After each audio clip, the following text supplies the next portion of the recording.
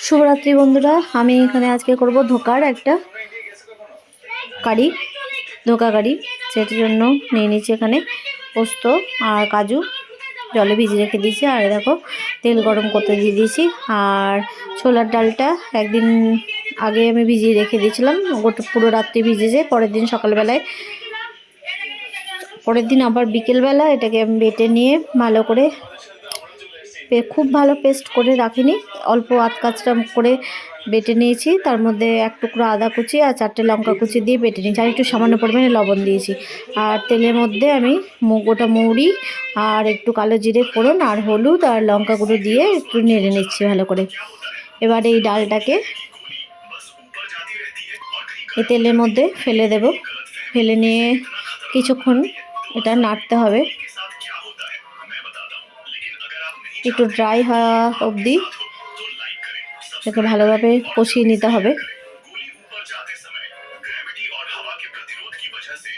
এটা আমি ভালো করে কষিয়ে নেব যতক্ষণ না এর মধ্যে থাকা জলটা একটু শুকিয়ে যাচ্ছে।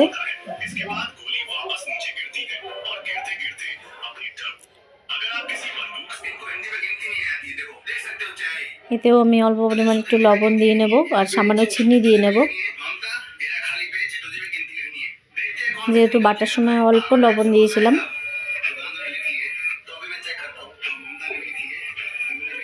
পরিমাণ মতো একটু লবণ দিয়ে নিলাম আর দিয়ে নেব একটু চিনি। এখানে হিংটাও ফোড়ন দেওয়া যায়, কিন্তু আমি এখন হিংটা দিইনি।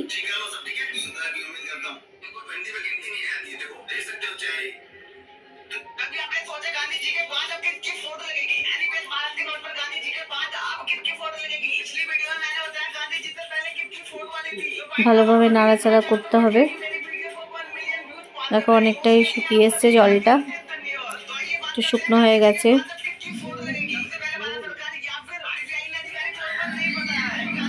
এই অবস্থা থেকে একটু ওভেনটা অফ করে দিয়ে এরপরে আমি একটা থালায় এটা ঢেলে নেব।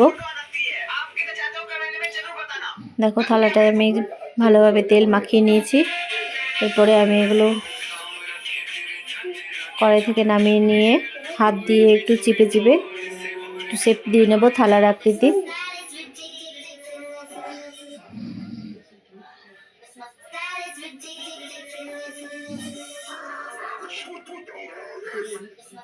একটু গরম থাকা অবস্থায় আমি এটাকে থালা শেপে দিয়ে নেব।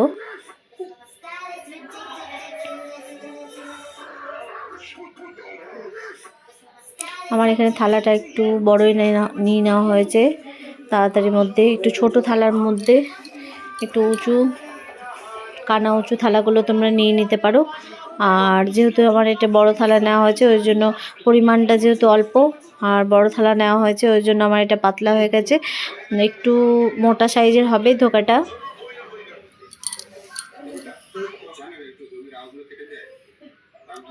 এটাকে হাতে শেপে আমি ভালোভাবে শেপটা দিয়ে নিচ্ছি। শেপটা দিয়ে নিয়ে কিছুক্ষণ ঠান্ডা করতে দিয়ে দেব।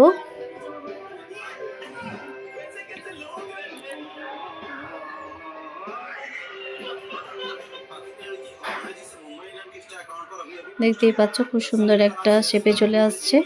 সব জায়গাগুলো পরিমাণটা কোনো জায়গায় মোটা কোনো জায়গায় পাতলা করলে হবে না, পরিমাণটা সম পরিমাণে রাখতে হবে, তাহলে কাটাটাও আমাদের সুবিধা হবে।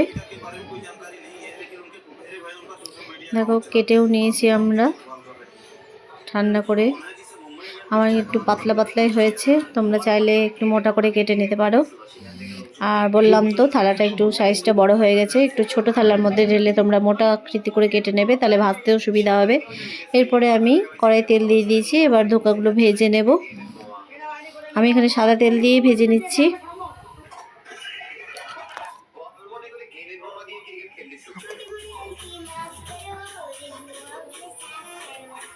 সমস্ত ধোকাগুলো ভাজা হয়ে গেছে।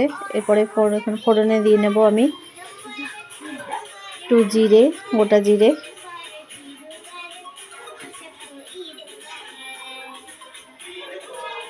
দুটো এলাচ। এটাকে একটু নাড়াচাড়া করে নেব।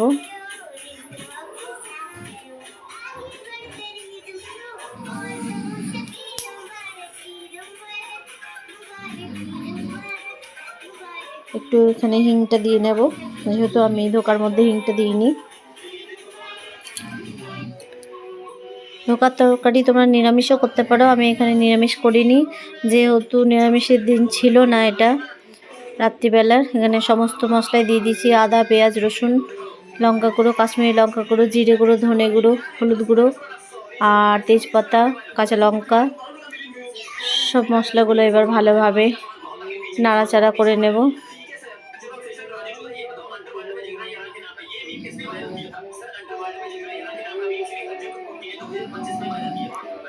দেখো মশলা কালারটা খুব সুন্দর চলে এসছে।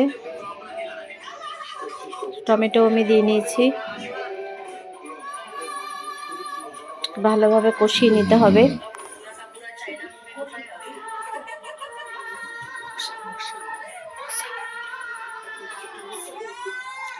এরপরে ভেজে রাখা আলুগুলো আমি দিয়ে নেব, কষিয়ে নেব। আগে থেকে কষিয়ে রেখেছি, এটা জল ভাপিয়ে রেখেছিলাম। আমি ধোকার তরকারির মধ্যে একটু আলু দিয়ে নিয়েছি, যেহেতু ধোকার ডালনাটা একটু কম, আমার ধোকাটা একটু কম, ওই জন্য এখানে আলু দিয়ে দিয়েছি। আমরা লোক সংখ্যায় বেশি আছি, ওই জন্য আলুটা দিলে অনেকটাই পরিমাণ হবে।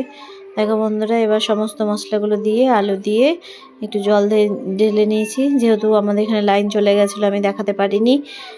তারপরে দেখো কারেন্ট আসার পরে এগুলো দেখিয়ে দিয়েছি। আর এখানে আর একটা মশলাও দিয়ে দিয়েছি, যেটা তোমাদেরকে দেখিয়ে রেখেছিলাম, পোস্ততে আর কাজুতে ভিজিয়ে।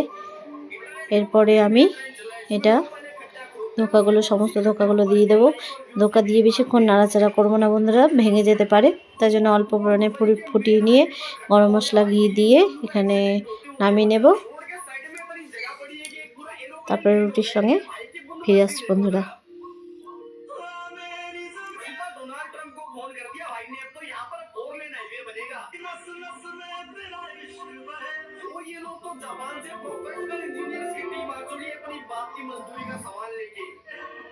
তোমরা নিরামিষ দিনে আদা জিরে বাটা দিয়েও করতে পারো।